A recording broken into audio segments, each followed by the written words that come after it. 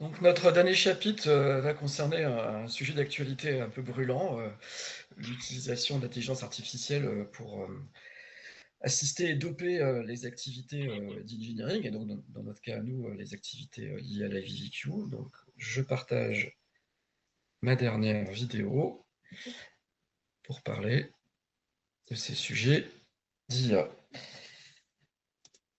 Voilà.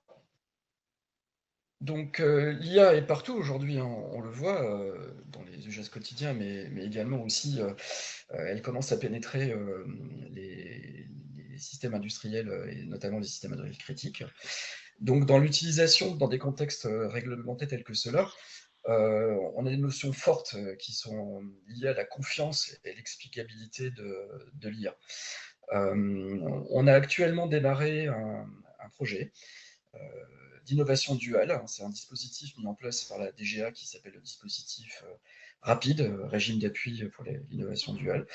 Ce projet s'appelle VAMIA, c'est un acronyme qui signifie vérification et validation augmentée par les modèles et l'IA. Alors, une fois n'est pas coutume, on va intervertir légèrement les rôles dans la présentation.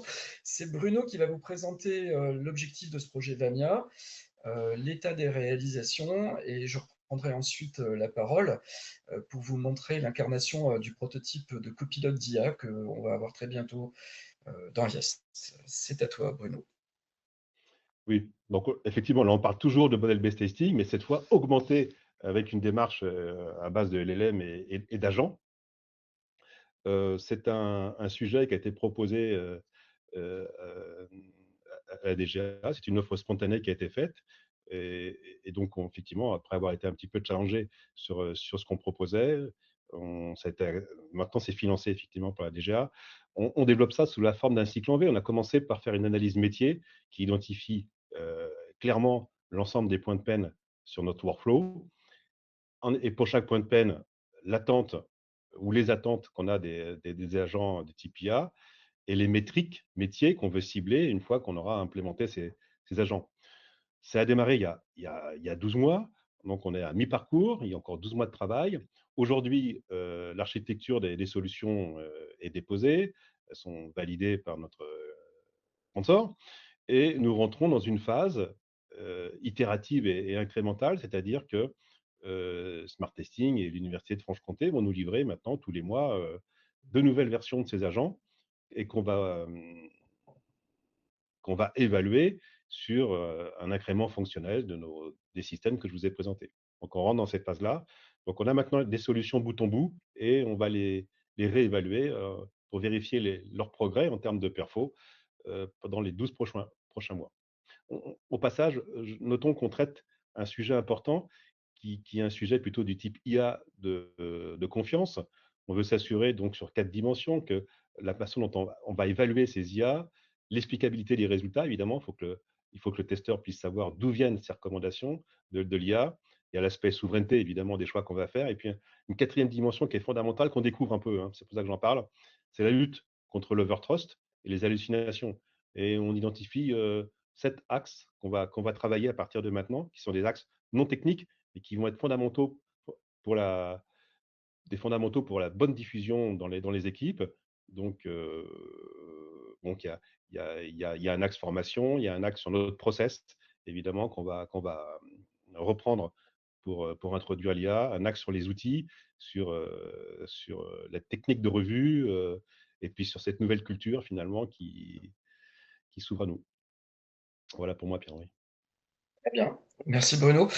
Donc je vais repartir sur plus des sujets d'implémentation. Donc on est bel et bien sur de l'IA agentique, hein. C'est plusieurs applications d'IA qui collaborent entre elles. Donc pour les gens qui s'intéressent à ces sujets-là, hein, on utilise un protocole standard qui s'appelle MCP, qui est du modèle Context Protocol, qui un protocole open source qui permet de connecter les applications IA avec des sources de données et puis différents outils. Donc là, en fait, ce qui se passe dans notre expérimentation, nous, c'est qu'on va aller taper dans la base de connaissances Thales pour aller récupérer les informations liées aux chaînes fonctionnelles, aux requirements, les présenter grâce au LLM avec un peu de raisonnement à l'ingénieur VNV qui fait ses requêtes. Donc, c'est ce qu'on voit sur la partie droite de l'écran. Donc, de façon très naturelle, hein, c'est vraiment un copilote. Sur la base du requirement X, aide-moi à comprendre comment fonctionne l'alarme, par exemple. Et c'est un échange. Un échange surtout avec des points de validation. On va le voir pendant la suite de la vidéo.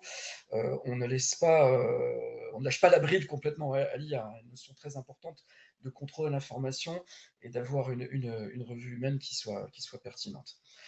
On va reprendre donc notre cas d'usage Vortex et on va découvrir le prototype de l'agent conversationnel. Alors, comme l'a évoqué Bruno, on est encore dans le parcours avec la SGA. Il nous reste encore une dizaine de mois de développement, mais les choses avancent très vite et très bien. Globalement, on est plutôt très content des réalisations qu'on a sur cette architecture agentique qui permet d'améliorer l'efficacité de l'ingénieur VNV. La première question de l'ingénieur VNV dans notre exemple, c'est donner la liste des exigences du projet Vortex. Donc on les voit qui apparaissent à main droite. Il y a la présentation, je dirais, de l'information brute. Donc déjà ça, c'est important en termes d'explicabilité. Tout ce qu'on voit ici, les différentes exigences, c'est celles qui viennent de notre repository de requirement. Elles n'ont pas été modifiées par l'IA. Mais là où l'IA a sa plus-value, elle les a classées en thématiques, en grande je dirais, fonction, mode de vol, décollage, atterrissage, sécurité. Donc ça oriente aussi le testeur dans sa stratégie et dans sa compréhension. Bon, là, pour la démonstration, le testeur s'intéresse à une exigence particulière, qui est l'exigence 517, hein, c'est celle qui correspond à notre incrément fonctionnel par rapport au rajout d'un radar dans le flow. Donc, peux-tu me détailler l'exigence? Voilà, l'IA répond. Avec encore une fois la description détaillée, etc., qui provient de Polarion, mais sa plus-value. Elle note des points clés. L'exigence est conditionnelle. Elle ne s'applique que si le drone est couplé à un radar. Elle va créer, bien sûr, une précondition dans le contexte d'atterrissage et donc une variabilité.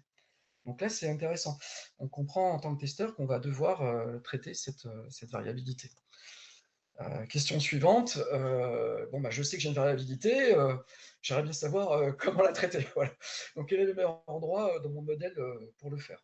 Donc, l'IA fait l'analyse, propose la structure actuelle du workflow et donne l'ensemble des éléments qui doivent être amendés dans le modèle pour traiter correctement la variabilité. C'est-à-dire, dans la table de décision de notre tâche d'atterrissage, on va devoir ajouter une donnée de conception. Alors, elle propose un nom qui est très pertinent d'ailleurs, mode de radar, avec les différentes énumérations des valeurs, créer une condition basée sur ce mode de radar, puis les différentes étapes dans la table de décision. Une petite phrase très importante, souhaites-tu que je procède à cette modification? L'IA ne fait pas une modification incontrôlée du modèle, elle interagit avec l'humain pour lui demander si les conclusions et les suggestions sont appropriées.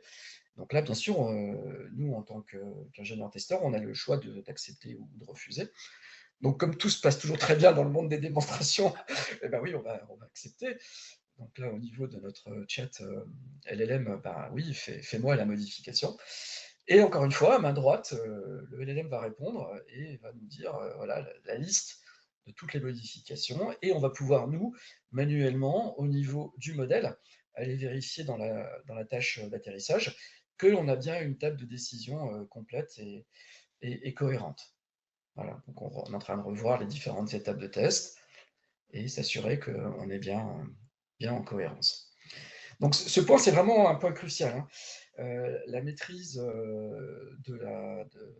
par rapport à l'IA. Et cette notion de revue, elle est capitale pour les workflows d'engineering, pour les systèmes critiques, notamment parce que voilà, on a des crédits de certification potentiellement à la clé, et donc il faut s'assurer que l'ingénieur a eu la maîtrise et a fait correctement la revue du modèle qui est spécifiant dans notre cas.